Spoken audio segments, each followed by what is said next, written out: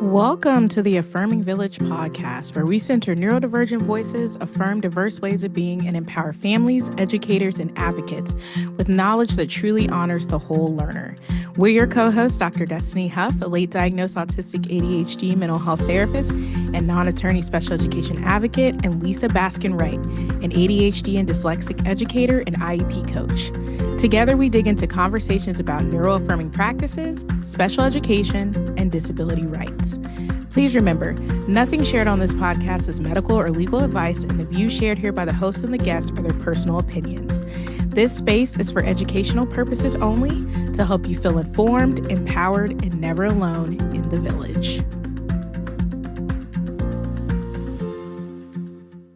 Welcome back to the Affirming Village Podcast. We're going to do introductions today since we have our first guest. So I am Dr. Destiny Huff. And I am Lisa Baskin Wright. And today we are honored to welcome our very first guest to the podcast, Cheryl Poe. Hi, I'm so happy to be here. Yes, I am Cheryl Poe, and I'm excited to be your first guest. We're thrilled to have you. This is awesome. So this conversation is centered on the groundbreaking research report, Advocating While Black Parents' Experiences with Special Education in Virginia. The study was conducted through a research partnership between Advocating for Kids, Inc. and researchers from Howard University School of Education Leadership and Policy Studies Department. The report documents Black parents' experiences navigating special education systems, including fighting for IEP implementation, facing exclusionary discipline and racial discrimination, dealing with inadequate communication, and bearing the financial, emotional, and physical toll of continually advocating for their children. It also highlights the knowledge, persistence, and layered advocacy strategies Black families use when schools fail to provide the services, protections, and meaningful parent participation promised under special education law. This is an especially important conversation because Black families are often discussed in research and policy conversations without being meaningfully included, listened to, or treated as experts on their own children. This study centers their voices, experiences, recommendations, and advocacy. Our guest today is Cheryl Poe. Cheryl Poe is a Master of Arts in Urban Education and Counseling, is the founder and executive director of Advocating for Kids, Inc., also known as A4K, a Virginia-based nonprofit dedicated to advancing educational equity for Black and other historically marginalized students with disabilities. As an accomplished special education advocate, researcher, trainer, and speaker, Cheryl has spent years helping families navigate complex special education systems while holding schools accountable for providing students with the free, appropriate public education, or FAPE, guaranteed under federal law. Cheryl is the creator of Advocating While Black, a groundbreaking community-based research initiative examining the experiences of Black families in special education. Conducted in partnership with researchers from Howard University, the study explores how race, disability, and systemic bias intersect to shape educational outcomes for Black students. Her work translates research into practical strategies that empower families, educators, advocates, and policymakers to improve educational equity and accountability. A recognized national voice on special education advocacy, Cheryl has presented for organizations including William and Mary Law School's PELE Clinic, the ARC of Virginia, the Dyslexia Alliance for Black Children, the National Center for Youth Law, and numerous state and national conferences. Her work has been featured by the 74 Million, Capital B News, podcasts, and other educational and advocacy platforms. Through A4K, Cheryl provides direct advocacy services, parent leadership training, systems change initiatives, and professional development focused on IDEA, Section 504, disability rights, racial equity, and culturally responsive family engagement. Her mission is to ensure that every child, regardless of race, disability, or socioeconomic status, has access to an inclusive, equitable, and high-quality education. Cheryl, welcome What a goal. to the Right, that's a huge goal. It's a fabulous goal. Welcome to the Affirming Village. We are so grateful to have you here. I'm glad. I'm so happy to be here. This is a wonderful platform. I love the idea of the affirming village, and I'm constantly using that term at my IEP meetings. Can we be neuroaffirming with our language? That Stop part. saying he's just a badass kid, please. Right. That's That real part. life. You Um, know? Before we get into the findings, we would love for you to tell our listeners about the origins of advocating while Black. Mhm. What were you witnessing in the advocacy work that made you realize this research needed to exist? That is a really fun question to start with because it gives me an opportunity to kind of ground why advocating while Black is important. So before I became an advocate and Destiny, Dr. Huff, we know this to be true. I know this is true with you that we were just parents, right? I was a Black mother trying to get my own Black children the support they needed in Virginia Beach City Public Schools. I didn't even know what an advocate was. I had no intent on becoming an advocate, but I knew the system was like failing my child and quite frankly, lying and playing in my face. Like, I'm like, Mhm. what's going on here? So, as a Black parent, I experienced very similar, if not kind of same experiences that the parents that I advocate for, especially the Black parents that I advocate for, were experiencing. And one of the things that I started to recognize, and one of the things that I know I felt was, is this me? Am I doing something wrong? And mine was even more in your face because I was told it was my race. I was told it was my Blackness, right? That maybe caused my son's disability of some sort. So for me, that idea of the intersectionality, they exist, right? Black families, we experience not just the ableism, right?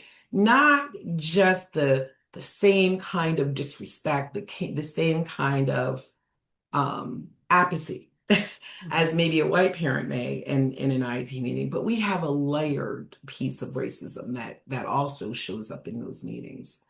So when I realized, um, and I left my meetings feeling defeated and feeling unheard and unrespected, and how hard that was.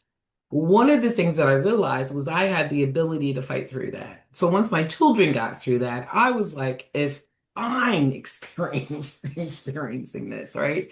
I'm a Mhm. Black female. I have a great gasp, or I can assimilate, through the way that I talk in those Right. meetings to understand the language, right? I Mhm. have 2 degrees at that time. I was working on a post-grad degree, right, Mhm. in urban education where we talk about SPED ed and disabilities and barriers.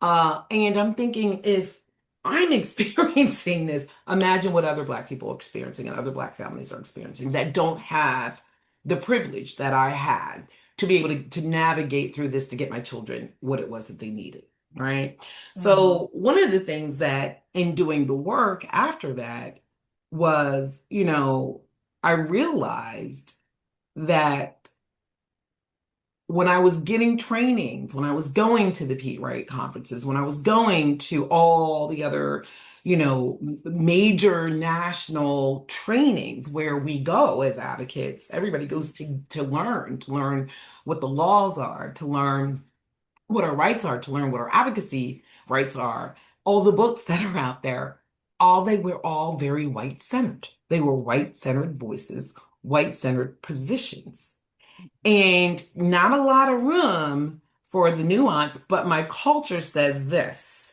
Not a lot of room for nuance or in fact, not a lot. There's no nuance in those settings where we have to say, and in addition to this, you have to pay attention to how Black children are treated in our public schools, right? So and those systems that exist don't care about our experiences, right? So advocating while Black was born because for what 15 years I could no longer accept the dismissals that I witnessed. as an individual, but also as an advocate sitting at the table with my clients, with my Black parents, trying to get the services that they need. It didn't matter what school district that they were in, didn't matter what their child's disability was. What mattered was that a disability existed and their Blackness, and all of those things are at the IEP table with us, and nobody talks about that. So, to me, that's why it is so important to center Black families, because the kind of parent engagement, the kind of parent trainings, those experiences are always focused on a white family, usually a white middle class family. That's usually the market for organizations that provide those kinds of services. And just no more. We have to think differently. We can no longer ignore that race shapes how systems in the education and at the IEP meeting, how those systems shape opinions, not only about the student, but about the parent and about the advocate that's working with that family. So our research is important because um, it gives, like you said earlier, Lisa, in your introduction, there's always people studying us, right? Mhm. Studying, oh, the Black family's this, and that's why their experiences are this. But they don't really center our voices by getting us to be the ones to tell you what's really happening in our families and what's really happening in our experiences. And I feel that the Advocating While Black report gives a different view of what we're going through.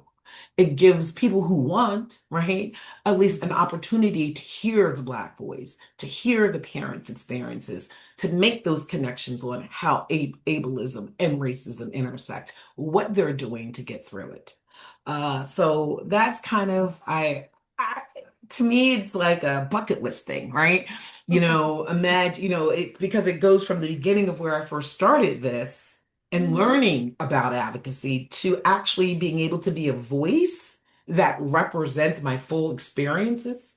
Both the disability piece and the Black piece. It's for, to be able to do a report that I have to announce. I'm super excited that the Education Policy Analysis Archives, they are we are working with them for this to become published. We even have our manuscript number for it. And the idea that the work and the experiences of these parents will be considered research that can be used and built on, it's amazing. So not only did I tell you why, I told you why I'm excited. No, but when I first read it, I had told Cheryl, I said, this needs to be done with every state. Like, this is, Yeah. which bucks against the system, Mhm. right? Yeah. But, it's a very valid experience. It's something that my family experienced. I know that one of the reasons I think it's important to sit in that discomfort for people that may be uncomfortable is that when we talk about being neuroaffirming, right? Because everyone wants to be Mhm. neuroaffirming. One Mhm. of the key cornerstones of being neuroaffirming is intersectionality. And a Yes. lot of times I feel that people want to leave out that intersectionality does include race. And I Right? and they want to say, oh, we have boys and we have girls and we have LGBTQ and we have this and that, right? But they don't want to incorporate that Yep. also means doing the work when it comes to race. And I know Lisa and I have had conversations about Black families that she supports. We've had Mhm. conversations about honesty with like a family hiring her who has all the experiences and credentials and things, and literally was like, I need a white person in the room Yeah. Yeah. because they will not listen otherwise. And so she is like, I'm just there, unfortunately, to represent being a Yeah. white person because this parent has all the knowledge and information, but is very transparent about that they are not receptive to it. So it is a very real reality in everywhere. It Yeah. really is. And you kind of tapped in it also for me as a Black advocate too, like going into those white spaces with Black families. And one of the things that I'm very comfortable with is asserting that, oh no, you're not going to treat my family anyway, that you're not allowed to treat them the way you've been treating them with me here. I'm not going to put up with that. and like setting that limit. So even with being literally Black and advocating for Black families, right? I'm sure you've experienced it. You're running up against that. Oh yeah. I think the report kind of gives us language, or gives us the opportunity to say we recognize this as a form of bias. And there's so many different kinds, and some of it may be unintentional. I'll even throw that out there. But it still means you haven't done the work if it's still biased and it's still causing harm. That is correct. Yeah, That is correct. absolutely. Yeah, no, one of the things I was thinking as you were doing your introduction and sharing your joy of this very exciting news that the work is being published Yeah.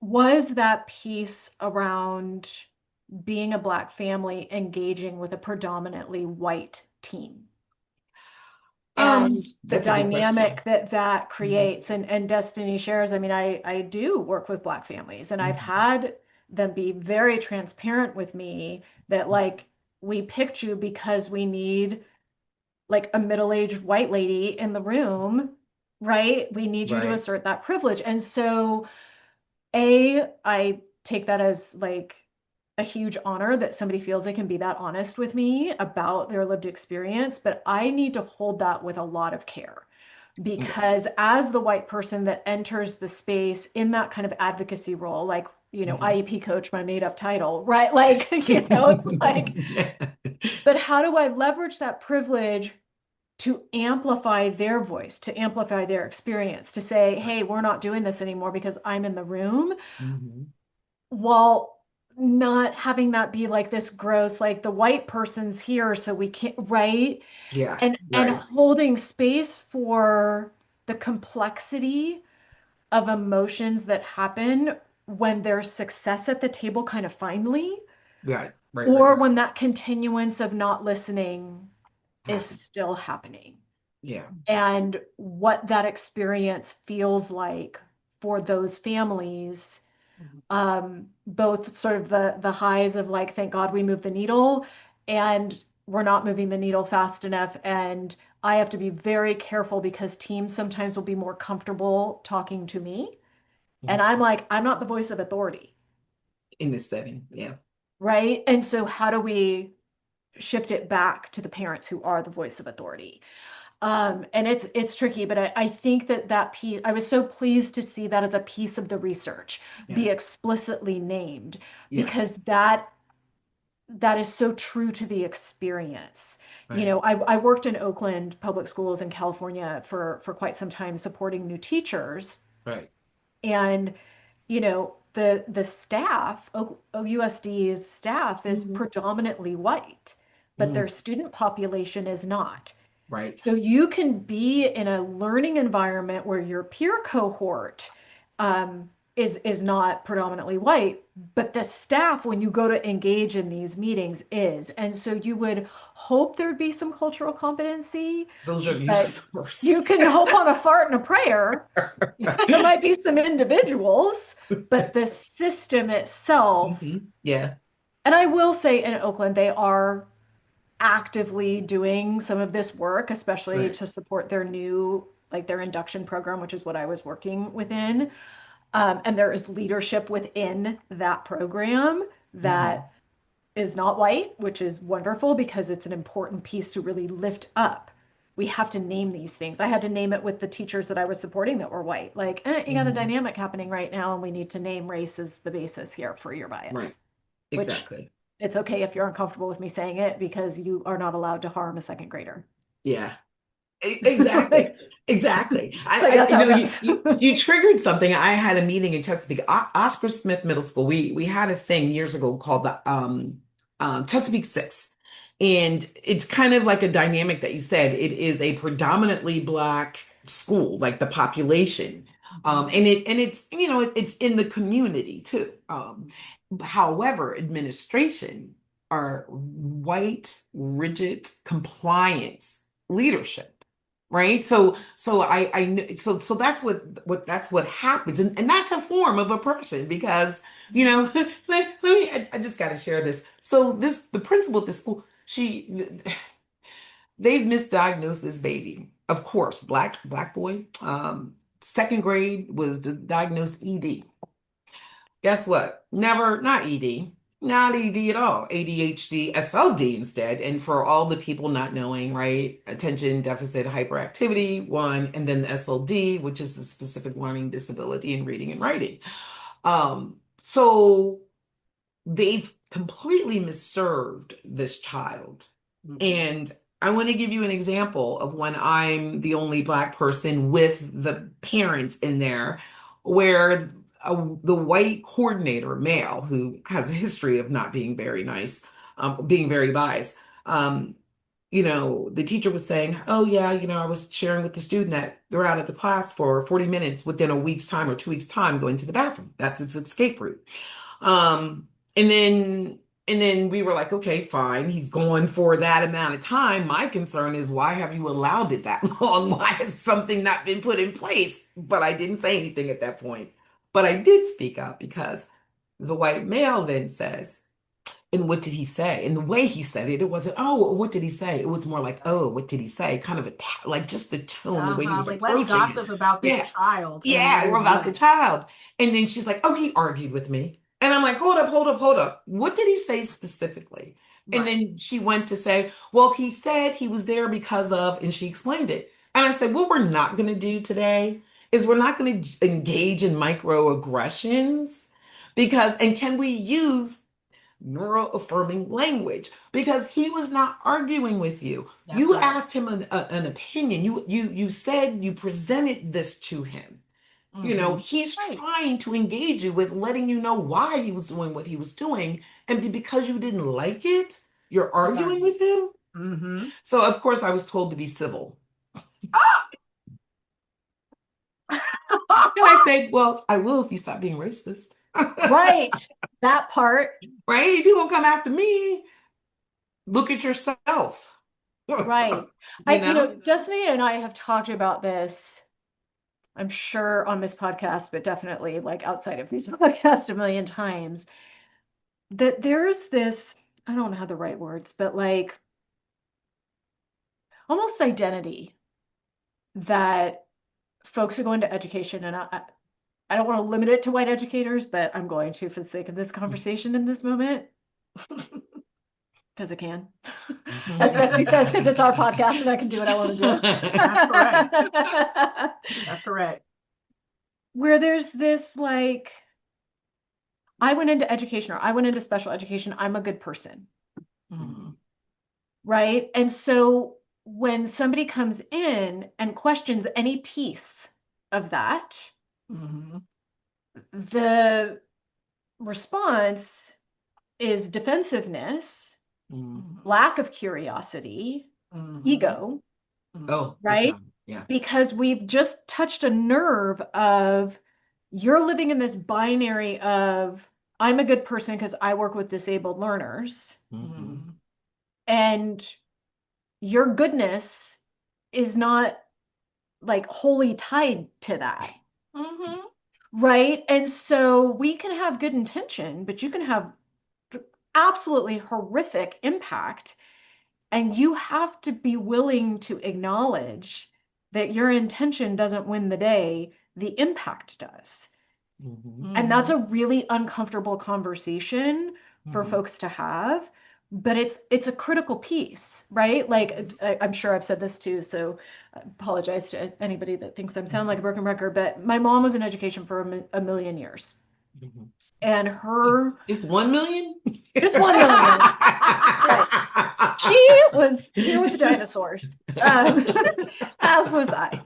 Um, but she really framed like her understanding of her role as an educator, Mhm. as a learner, and a decision maker, because you're Mhm. constantly doing both. Right. And I think that's the piece, I think the learner piece gets lost because we're so hyper focused on, as you were saying earlier, that compliance, that keep my classroom managed. This learner is Hmm. triggering, kind Hmm. of chaos in my classroom. They're arguing with me. No, they're not. You engage them. They're advocating for themselves, and you just happen to Exactly. not like what came out of their mouth. That sounds like a Exactly. you problem, not a learner problem, right? Like, Exactly. but I think that there's an element to that defensiveness of being tied to their own sense of like identity as a good person, right? And I would imagine that this is potentially even more the case in a setting where the student body is not predominantly white, but the staff is, because Right. there's like this white saviorism piece that's happening there as well. And so then they really don't want to look in the mirror, and you're going to really have folks dig in potentially Exactly. in those situations. And what I noticed and what I think that, in interviewing parents that are part of systems like that is that then they end up really maintaining and being even more racially engaging in racist behaviors towards these Black parents and students. Right. Right? Because in their minds, which is their, I think, blind spots, arrogance, audacity, whatever you want Elitism. to call it, to think Right. that, oh, you should be glad we're here in this school because it's a Title I school.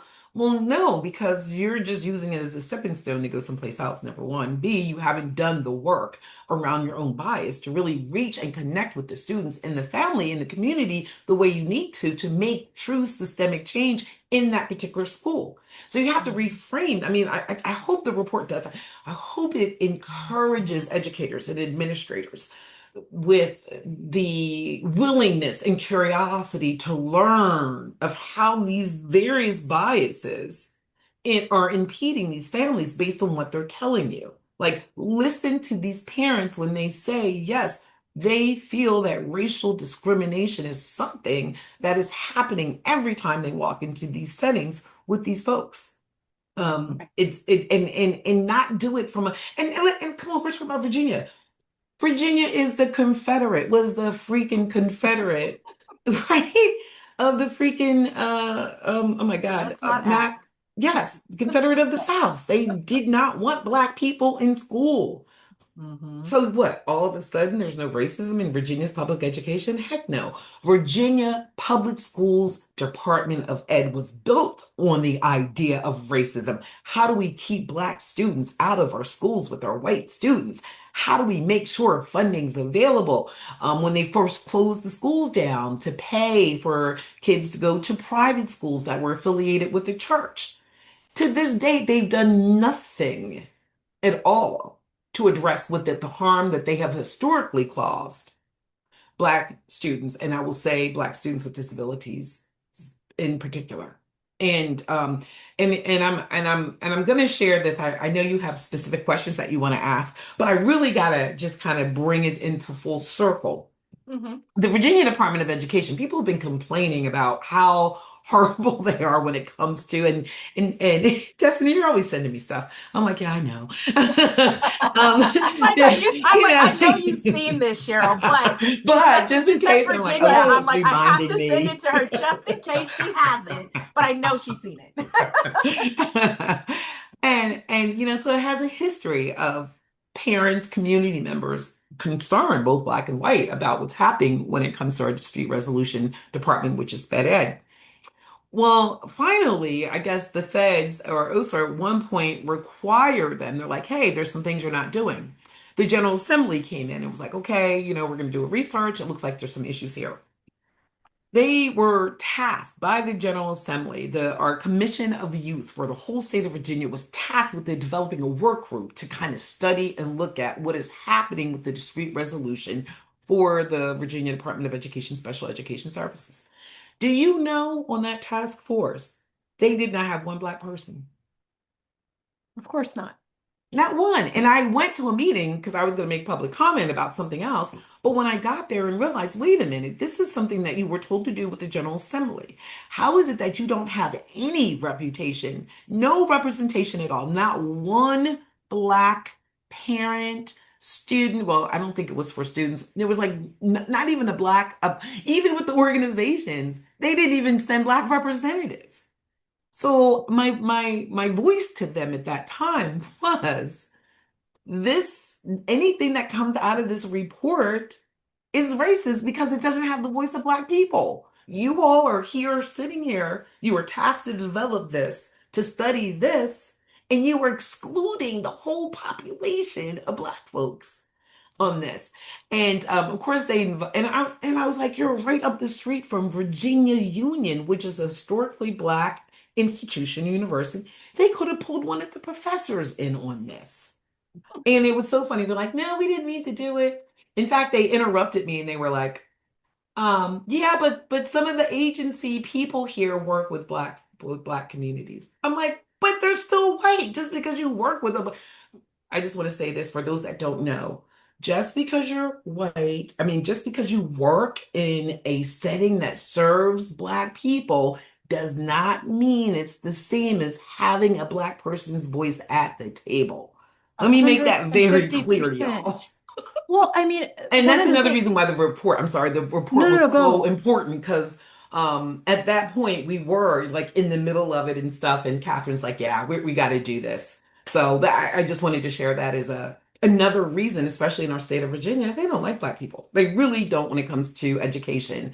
They have a history of us excluding us, every since public education in our state, there's always been issues with proof of disparate impact in every category, every category.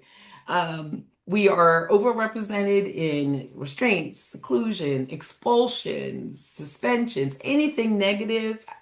However, we are underrepresented in twice exceptionality giftedness or plain giftedness or any of these other AP honor classes.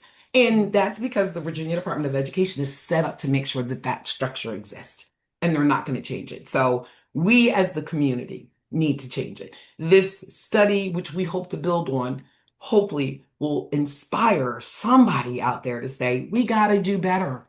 We really got to we got to at least pretend, be performative, just do something. No. Right, maybe it'll lead to something. No, one of the things I was thinking as you were talking, and I agree with you, I think it's absolutely intentional, Yeah.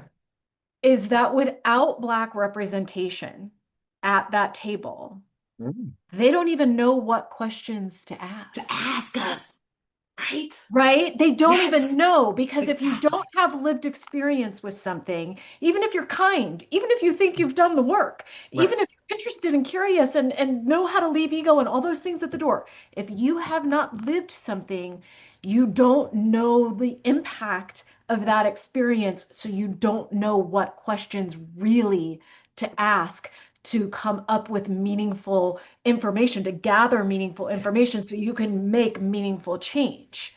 I don't care if Exactly. they think they're the nicest people on the earth, which clearly Hmm. they're not. There's some real um, intentionality here that's not so Yeah, great. Mhm. exactly. I'm being kind. I'm trying not to swear. I don't know why I'm bothering. Isn't it your podcast? Right, exactly. Back to what Destiny always tells me. But like to me, I think that's such a crucial piece. And it's obviously happening on this board, but it happens literally everywhere is Mhm. are we asking ourselves the question, who is not in the room and who needs to be here with a voice and agency? I Mhm. love it. Exactly. Yeah, I mean, you framed that up perfectly. Mhm. And why that's not a requirement and or as an organizational department of education or General Assembly, Right. youth commission, like why is that not part of their processes to ensure that all lived experiences are valued? And I think I know the answer is because they don't care. They, Right. I mean, they don't. They literally don't care. And I feel very comfortable saying that because they wanted to meet with me after that, like the senator and the people that they're like, oh, it wasn't intentional. Again, they were nice people. They were nice people. It wasn't in, well, I mean, anyway, the way you're describing nice people, but it wasn't intentional. We didn't realize it. That's the problem. That's why we That's the here now, problem. You didn't because ask we yourself didn't the realize question. it. Right. That's the problem. Look, we're No, all but I guilty of think like tripping over our own feet, but like that's the problem. Yeah. yeah, and I think, and one of the things too that I wanna touch on with that too though is that, and we're answering a lot of a lot of the questions in this discussion, and that's why we're not pressed because Lisa and Okay. I usually after the script it's all just off the dome whatever we say, Right.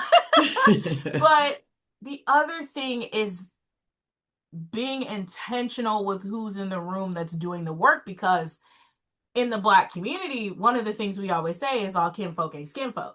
You know what I mean? Amen. Like, all Amen to skinfolk ain't that. kinfolk. Excuse me, I said it backwards. And the reason we say that is because you do have some individuals that will play that token role as well. They will step in to say, yes, I'm here and I represent the Black delegation, but they will not have those meaningful conversations and have those meaningful discussions and ask those quality questions.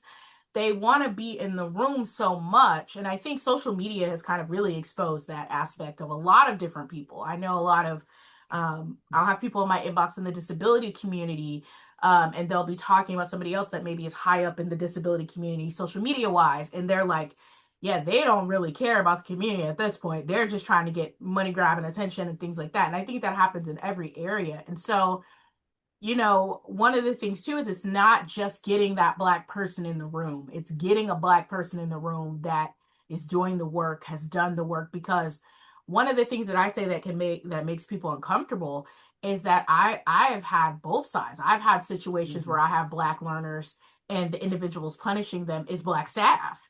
Yes. And they're in positions of power. And I think of two specific instances I had this past school year where one of them was a pre-K Black boy in Texas. Right. And I had to look these people in their face and go, you are perpetuating the school to prison pipeline.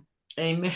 And I Look, just had to say it. And I've never said that in I love IEP it. meeting. And they were Love so it. offended because majority of them in that room We're were Black. Black and brown, and they knew what I meant when I said that. And they probably knew what they were doing too at that point. Because when you pointed out, because I had, it's so funny you said that. Portsmouth, predominantly Black. Everybody's Black, up to the superintendent, school board, everybody. Same kind of behavior. And I turned and I looked at them and I said, this is what I call Black on Black crime. Right? And like when you, as Black leadership, allow a little Black boy not to be evaluated and suspended, instead of looking at the evaluation the mom bought you 3 months ago, Black on Black crime. No, but that's and It's the that's same and thing, and right? that's Yeah. that and that's the dynamic. And so I had to say all that because they were just passing the bucket, doing this and blah blah blah. Well, we got him to stay in his placement, got him the right teacher. He thrived, he excelled, he got a one-on-one, he got all Love the it. things because I was like, I'm not playing with you people. Love it.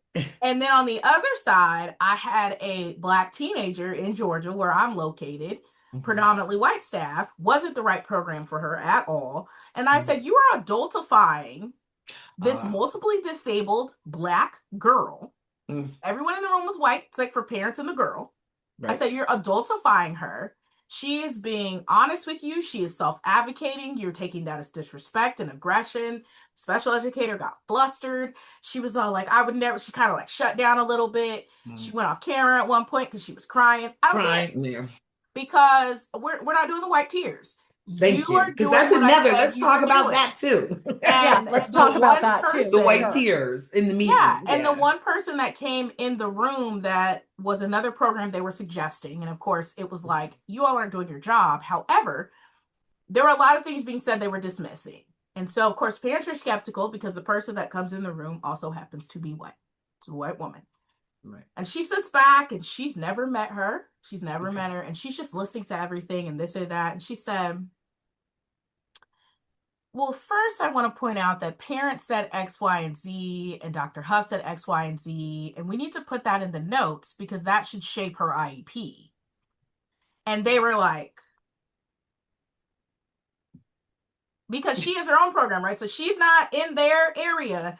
They Mhm. can't tell her anything, and technically, ranking wise, she's above them, right? Wow. Love it. And then she chimes in and says, it does very much sound to me like our program would be beneficial. I understand parents are hesitant, da da da da. I Right. would love to meet with you. I would love to meet with her. I would love to have you tour our program because it's still on the same campus, just a different building because it's high school.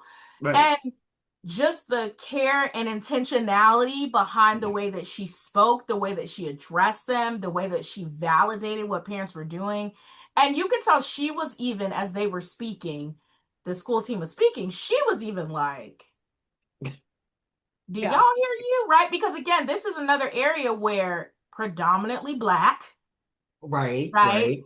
But everyone at that table was white, right? And so, I think that speaks to, again, that intentionality Hmm. and just the importance of the way in which we'll see those two different areas. And so, one of the things I feel like encompasses like a bunch of the questions, but I really wanted to ask Cheryl was Oh. we have talked a lot about the race component. We have talked Mhm. about how that plays a role in that intersectionality piece. And what is the conversation or the response that you or Catherine brings when you're told, well, all families are experiencing these issues. All families' kids are being suspended or expelled. All parents feel unheard, dismissed, excluded.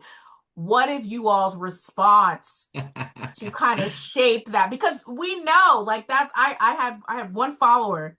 I say follower, I don't even know if she really follows me, but every You're time like, I actually, posted I blocked her. something about, and Lisa is like, was ready to like, I'm about to tell her off. Every time I posted something specifically mentioning Black and Brown disabled learners, it became well, girls, disabled girls too, disabled girls too, disabled girls too. And Okay. I was like, okay, cool story. That's not what this post is about. So it just makes me think like, what is you all's response when somebody might pick up this report and go, okay, but we're all experiencing that as parents of disabled learners. I'm so glad you asked that because racial bias is prevalent in the disability community. It's like it is there's a lot of it there. And I get all the time if I post something too much about Black folk, oh God, what about? But to answer your question, I think that the difference is that you are right. As a white or any colored individual, and any I don't, as a white person, because I work with lots of white families too. You are still running into some of the issues that our parents talked about. But it stops when it comes to just the disability piece that the school district, the system around what disabilities exist, right? That constant tension that we know exists around sped ed, that exists. And that's the usually the framework. That's the space that white parents stay in. But we have that same anxiety around just getting the services, the disability space. And then you got to add what on top of that? I'm Black, right? And it is a system that was built, the original education system was built on saying that Black children, disability or not, shouldn't even be in public schools. That is correct. So you can't exclude my Blackness. That's to say, well, I'm white and I have that experience and it's similar. Well, that's basically saying, but then my Blackness is not a relevant factor. It's not part of my identity. It's not part of who my child's identity is. Right. And it is. And Right. people respond to that. You're never gonna have, if you're white, you're not gonna have a speech pathologist tell you that your child doesn't need sped ed services because you speak in Black English to them at home. You're not gonna have that, right?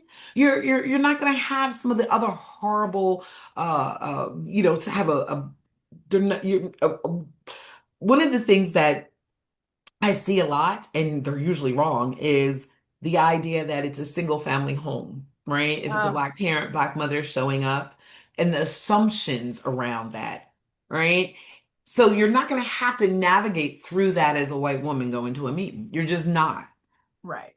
Right. People have to, the people that don't want to understand that there is a disability critical race theory, which there is, right? Hmm. Hmm. That looks at racism and ableism and how they do not operate independently of each other. So for your fan follower, whatever you wanted to call her, who's saying, The person that you should well, have blocked if you haven't person you already. said what?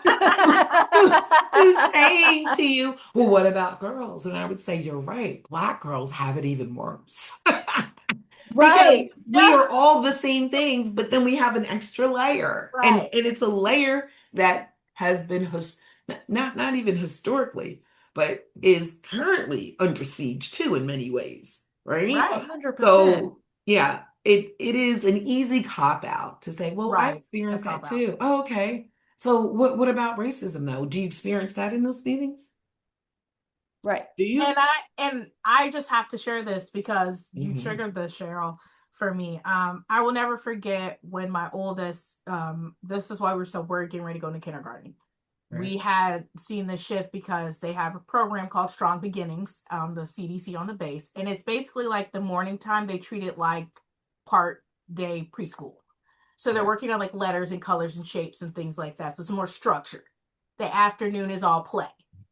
Mhm. And I'll never forget because the director was black, and her face was looking like, I'm so sorry, I don't know why it just came out her mouth. And the trainer was white. And so we had started to see, of course, and Cheryl loves this word, I'm being sarcastic. We had started to say they were seeing aggressive behaviors from my son. Cheryl absolutely hates that word. She's like, just call it what Absolutely it hate is. that Was he Fair word. throwing enough. stuff, hitting? What was he doing? And the trainer, I was like, I at the time was working in CDCs as a mental health professional. And so I had my centers. And I was just like, we'd been there for 2 years at this point. And I was just like, there's something else going on here. I don't know what it is. And this is pre-diagnosis, but I was just like, my kid, usually the transition, as we learned later, that first coming in, transition. And then the teacher and I worked together, good to go. And Right. even the teacher was just kind of like, I saw him before he came to me. He was right next door. And, she's like, I don't know what's really going on here. And it was that structure and that change, right? So Yep. the trainer says to me one day, well, he's been using, some language and he's had some behaviors. And I'm thinking, well, if he's saying cuss words, he got it from mom. But okay, let's see where this is going. Um, Right. and she said he's kind of been like bucking at the kids. And I said, okay, interesting. And then I had to catch myself because she said, well, I don't know. Could he be getting that from dad? Is dad maybe doing that at home? And the director was like, Mm. and I was like, excuse me? Mm. And she was like, well, and you all have seen my husband, so everyone's Mhm. gonna see my husband. He's 5'10", built like a football player, Right. gentle giant. Mhm. And, and she was like, well, I've seen dad. And I was like, you've seen dad what? Mhm. And she's like, no, I just mean he's a big guy. And so then the director immediately was like, I'm going to stop this right now. Good. She was Good. like, because I want to be clear. No one here, I would hope, is trying to imply that there is something going on at home that he is seeing that Yeah. we need to have discussion with because we're mandated reporters. She was like, so I just want to make sure I understand where this logic is going and the conversations because him and his brother have been here for 2 years and we have never had any concerns. And so I want to make sure we're on the same page before we continue this conversation with the parent, Hmm. right? And she just, was quiet for the rest of the meeting. But I just remember Good. thinking, like, would you have said that to a white family? And I'm not going to No. hold you all. She was kind of trash at her job. Right. So she might have. Yeah, But I'm sure she did. I mean, I I was don't know. like, I don't think so. I think what you experience is what we call cognitive bias, right? Yeah, And one of the pillars 100%. of that is that's her attributing bias. Oh, you're a black family, so I'm going to put my, yeah, mm-hmm, false systems belief on mm-hmm, you mm-hmm, in evaluating your child's behavior. So instead of like looking, interacting, asking, being curious about what's going on, she's just gonna, put those bias that she's attributing based on race on your mm-hmm, baby. That's what that is. And they do it all the time. I mean, that's why I think the report for me was so important because mm-hmm. it gives us language and it gives us Right. an idea to recognize the things that you just said you're experiencing, that experience. It helps us support that language around what that is. And that's why the disability critical race theory, I think, is so important and is the framework for which, we're using when we look at our information and our data on this report. It talks about that additional bias that we have to deal with. And if the systems won't deal with it, which they won't, they can't acknowledge them. They're not built to recognize them. They're not built to Right. fix them. They're built to maintain them. So yeah, instead, our systems that are in place are built to maintain, right? Mm-hmm.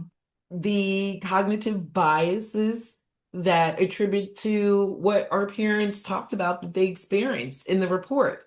And I think when communities, white people in the systems are willing to acknowledge that, learn from that, be curious about that, only then will there be a change. But I don't think our systems are prepared to do that. So us, have to be the ones that are naming it and giving each other resources and training around it so that when Lisa goes into a meeting and she sees this happening with the Black families, that she's Mm-hmm. very confident in saying, I'm recognize what you're doing as a form of cognitive bias against this family, whether intentional or unintentional. And what I mean is when you assume, something about this family, you are doing it, you're attributing your bias, these biases that you carry about, Black people anyway, on this family, and you don't even know them. You didn't even ask them any questions to dig in deep to figure out maybe what this is. Mm-hmm. So I hope the report does that. I hope, I wanted to give, white people to feel more empowered to advocate in a way that doesn't harm Black families, but also starts to change the way the systems interact with us. Yeah. One of the things I've been thinking, listening to both of you kind of talk about this experience, is that language that we use to describe a neurodivergent or disabled learner Mhm. is definitely different between a white child and a Black child, right? So when Right. you said the word aggressive, which Cheryl, I'm with you, that word makes me want to pluck out my eyelashes Mhm. one by one. Um, there's a higher likelihood that if it was a white child, they would be described as having a hard time or as Mhm. dysregulated or as Exactly. needing support, right? And there's a much higher likelihood that the Black learner is going to be described as aggressive or manipulative or dangerous or Mhm. violent, right? Yes. And it's not that I don't hear, and the two of you as advocates don't hear white children described in that way, but Right. the Right. proportionality of it is Mm-hmm. disproportionate, Yeah. right? Extremely. And I think that's even true within the advocacy space as parents, that white families feel um, more entitled, more empowered to Hmm. use that kind of language. And Yes. I think that the dynamics that we were talking about earlier of being that Black parent in a predominantly white space, and there's already a disequilibrium of power that exists at an Right. IEP table. But Yes. when you consider race as a disequal oh God, Lisa, words are hard. Um, destabilizing, right? Like there's a Mm-hmm. disequilibrium that way as well. Right. It's Yes. that much harder to advocate. It's that much harder to press up against the system. And I think it's really important because I do think there's some universality to some of this, Of Mm-hmm. course. Yes. right? But I think that if It's you layered. ignore the race piece, Hmm. right? Like, yes, lots of parents feel that disequilibrium of power at the IEP table, right? A Right. lot of parents feel overwhelmed and don't feel like they speak the language. A lot of parents feel like their learners' needs aren't being met or their child's being misunderstood in some way. Mm-hmm. But if you don't take into consideration race Right. and the dynamics that exist at the table and that exist within the classroom and exist within like the system School, itself, right? The the IEP school, the itself, the community, and right now the language used, world. Yeah. right? Like Yeah. you're missing the point. Yep. Mm-hmm. Good. Yeah. You Yes. have to take that into consideration, right? And you were lifting up a little bit ago the young learner who was labeled as ED, which I don't know if we explained Oh. what ED was earlier. Yeah. It's emotional Yeah. disturbance. In Thank you. California, they Yes. changed it to emotional disability. We're trying to euphemize over here. In some states, it's still EBD, which Right. emotional behavioral Mm-hmm. disturbance. Doesn't matter. what you call it, it's trash. Right. And it's super biased, and there's a huge disproportionality that occurs for Black and Brown learners. And they have classrooms that are segregated out, and Mhm. they are disproportionately filled with Black and Brown learners, right? Yeah. And oftentimes Boys usually there too, isn't right? like a real Yes. sort of emotional mental health component at Right. play as the primary. Yeah. It really is an ADHD or autism or specific learning disability that we are not understanding or supporting well. So we are greasing the school to prison pipeline. Yes, we are. I have absolutely called teams out on that. They don't like it. And I get that's between them and their God. They can cry about it in the shower. That's when I know I'm doing my job when the team doesn't like it. Right. Right? Right. I have never, I'm like, no, I know you too well. And B, shh. Like, that's just not the real world. Right. Right. It's not the real Right? world. Like, my father was a public defender in the early part of his career, Mhm. and he was representing somebody from Yemen. Mhm. And it may have been when he was doing personal injury work at this point. All I know is that he was in trial, he was in court, and I believe a white judge said to him, like, basically, like, we don't see color in this courtroom, right? And it's like, with all due respect, Your Honor, that's not the real world. Right. Mhm. Right? Race plays Exactly. a factor in how folks are treated out in the real world. So while Exactly. you may want to try to describe this courtroom as a utopia, Mhm. and we all know that that's not what happens in Right. courtrooms either. Um, let's keep that real. But that sort of blind, I don't want to see it, I'm not going to acknowledge it. It really serves no one, and it just continues to perpetuate the system of harm. Exactly. Exactly. Absolutely. It is. And I even come from a perspective then, and I don't mind sharing this with you all. I'm feeling comfortable. Like, you asked me in the beginning about, what led to this. One of the things that I literally have to say when, you're talking about like what I witnessed to do this, I also believe that I was a child that was on an IEP, and I remember this because I was in a predominantly white school. I think my graduation class was like 234, and four, maybe five of us were Black. And the stigma of being the Black girl with disabilities and the shame that you carry with that because of the bias that you're already experiencing when you're the only Black one anyway, right? Right. All the bullshit, excuse me, sorry, Oh, all of please. those cognitive We biases also that say you've cuss words learned on our from, podcast. You're fine. okay. It has an E next to it. Yeah. Um, oh my gosh. See, now I lost my thought. That was funny.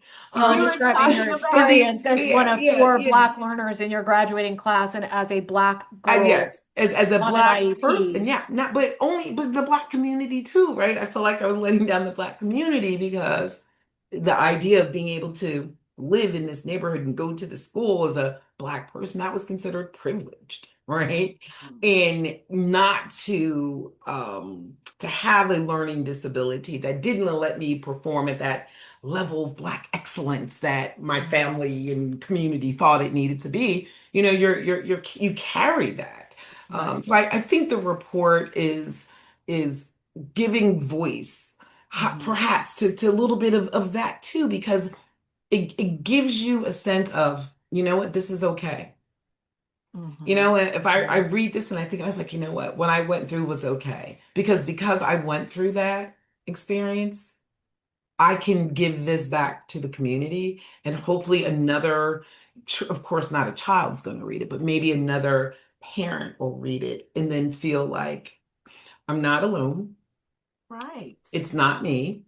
Right. I have options, Mhm. and I'm going to find some Black joy in my advocacy because I'm going to show my child that even though this may be hard, I'm going to fight for you. And I know that there are tools out there for me to do this. and I'm Mhm. going to find the people that have those tools. And for me, that's something that, I can like go to sleep at night and feel good about. Yeah. So yeah, Yeah. it's very personal in ways that at times I forget. I forgot. Oh, that's why I had an IEP. Because See you guys. you've been doing it for so long. And I think that like one of the things that you really point to, like I'll have parents that are like, I wish I'd had you 5 years ago. I wasn't in this space well, like 5 years. 5 years ago, but like I wish I had you 10 years ago. And I'm like, I wasn't in this space because like I hadn't gone through the experience I had gone through with my own child. And to your credit, Cheryl, like to what you're saying, my son this morning was like, Mommy, I Googled you. And I was Mm. like, oh, okay. And he's like, You you better have didn't left a tell me that you, 5-star review. right? He was like, you didn't tell me that you were famous. And I was like, I love it. and he's like, I put your name in, Mommy, and all these things came up in these videos and these pictures and you talking and this or that and blah, blah, blah, and yada, yada, yada. And so he spent today like popping in when he'd see me and like asking me questions about my advocacy and what I do. And he said something that made me go, okay. He said, so, I mean, really, you have me to thank for you being famous Love it. because it wasn't for what happened. That is that the And ADHD son or this is the no, this is my The autistic son. autistic other son. son? But Okay. I was like, it was just very funny because it was like, no, really though, because if you would have Right. told me, where I'd be now, like you doing a podcast, I was like, I was running my little practice, doing my little thing, quite honestly, I feel like a little hamster wheel situation. Right. And that's where I would have gladly stayed. Right. Like, Yep. and, but to be like, no one should experience what we experienced. Yes. And I think that is kind of the push. And I'm not going to say that's the push for all advocates. I wish it was, but I think we've all came across advocates where we're like, it's a money grab, Yes. Yes. unfortunately. Yes. Yes. Yes. Yes. But I think in our space, that is the case with the three of us. I feel comfortable saying that we Yes. got into this to make that change and that difference. And I think it does hit harder when it is that personal aspect Mhm. and you are making changes and influencing situations that quite honestly harmed you in the past. And Yeah. you're trying to prevent that and seeing that prevented for learners. And I think that's a really beautiful thing. And Thank um, you. I think we did like weave in the questions about talking through the report and connecting it honestly to that lived experience because Right. that Right. is the purpose of That's the purpose of the it. report in the first place. Yeah. Right. So It really is. I And want then, to, I would say like I want to kind of wrap it up. So I want to okay. see, give each of us an opportunity. Lisa, Cheryl, do you guys have anything that you want to add before I say our final sign off and we finish the episode? The one thing I'll add that also struck me that the report speaks to, and I was thinking kind of the same things, Destiny, you were just saying, and Cheryl, that one of the things I think that's so powerful about the report is both that mirror and that window that it provides for folks, right? Mm-hmm. And I think that it's a really powerful mirror that there are not enough of these mirrors for the Black Mm-hmm. community, right? And Right. so there's so much power and value in the work you're doing. But I also feel like it's an invaluable window Yes. for the white community, for white advocates, for white educators to recognize that, hey, I may be trying to do good here, Mhm. and I might be swinging and missing, and there's things I need to be thinking about differently. But one of the pieces that was reported by so many of the families, and I think is really important to name, is the physical toll, Yes. Mm-hmm. Yes. right? Yes. I think, in sort of the broader disability, like parent advocacy Mm-hmm. spaces, um, there's lots of talk around sort of fear of what happens to my child when something happens to me. Mhm. Yeah. right? And I don't want to totally like open up a whole new rabbit hole that we could dive down and have a whole nother hour to discuss. But Right. I just didn't want us to have this whole conversation without naming that I thought it Right. was invaluable, that your research really did um, ask important questions Yes. Mhm. about what this stress Does to does to the parent in terms of their not only mental health, but their physical health, physical health. because Yes. that is a critical piece to name. Great, great. Thank you. Absolutely. Thank you for making sure that that got spoken to. Because I think that, and it's so interesting when, so I'm part of the research team, but I'm not a researcher. So when they we had to go through this process where we put the information in everything that the parents had said. And when they said, hey, Cheryl, this is a really important piece, and I started reading through it, I was actually surprised. I didn't expect that. I didn't expect that level of honesty, Right. nor the consistency of how much of a toll it takes outside on the family, Right. um, other than what's happening in those IEP meetings. That was really powerful. So definitely thank you for giving voice to it. For me, this is, and you know, Destiny, I love Black joy, right? So like, but like so it's like this idea of there's a lot of hard stuff to read, and I love your scenario of a mirror and a window. Um, Mhm.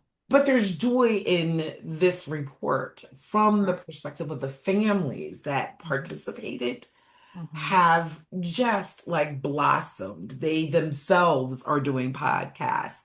They themselves are actually like sharing with their children, hey, guess what? This is what I did. And just it's amazing and it feels good Yeah. to be able to be here and discuss it, be able to hear you all's feedback.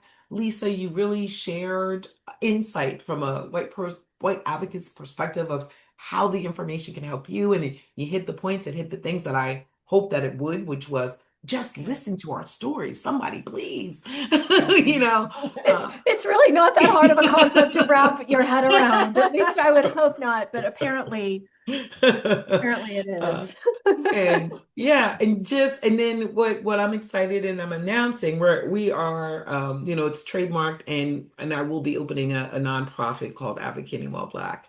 And our goal is to just train everybody, train y'all. Look, this is what y'all are doing to harm.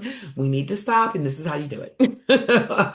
So more information about that'll be coming up, and then we're also looking at maybe a summit. Miss Huff needs to get her butt in Virginia. It's going to be a face-to-face summit, and we Oh are, Lord. yeah. You and Maria. Maria's from Autism and Black, and she's already made Yeah, sure well, if I she's going to make be my way here to too, Florida. but I think you need to be in Virginia. I think That's how I'm they get always me. talking about Nora affirming, and you got a book. I think our families need to see you. I But agree. we are looking at making sure that we are sharing this and solution focused. Yes, Gives us information. What are the solutions? What can we do to help move the needle, even if it's just a little? Yeah, absolutely. so Well, good. again, thank you, Cheryl, for coming up with the idea of like, hey, could I talk about this on your podcast? And, I've had you Thank you for speak having at me.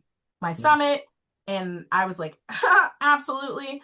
And now Cheryl and I have got to see each other in person more than once, which is nice because Yes. Lisa and I have never met in person, by the way. Oh, really? Oh my Yes, goodness. that's happening in January. We're going to be presenting at a conference together. Oh, So in good. Oh, good. person Oh, in good. That'll California. be So we're excited. fun. Yes. But thank you again for coming on here and talking about the report, for sharing your personal experience, for letting us know where it's going, for talking more about advocating for Kids Inc. and advocating World Black. I know Cheryl will be roping me into many things that I will gladly participate in when all of that is shaking A out. book study. We need to do a book study when the book comes Yes, out. I mean, I got a whole list of stuff for you. we have so many things. And, again, I hope everyone listens to this, takes it in, processes it, recognizes the importance of it, and honestly, again, just recognizes that intersectionality is a key component of being neuroaffirming. And if you're not able to put that lens up to the work that you're doing, if you're not able to dig deeper, if you're not able to research, if you're not able to ask those hard questions, you're not diving into being neuroaffirming. So in case you didn't know. So thank you all again, and we will catch you on the last episode of our summer season, where we're going to be preparing for heading back to school and just kind of talking about some things that you should be checking into. So thank you for joining us. Thank you so much, Cheryl, for being here. And thank you so much for having me. Thank you again for joining us here in the Affirming Village. We're your co-hosts, Dr. Destiny Huff and Lisa Baskin Wright, and we hope today's conversation leaves you feeling seen, supported, and better equipped to advocate for yourself or your learner. If you enjoyed today's episode, be sure to subscribe, leave a review, and share this with someone else in the village. Until next time, keep advocating, keep affirming, and keep building the village we all deserve.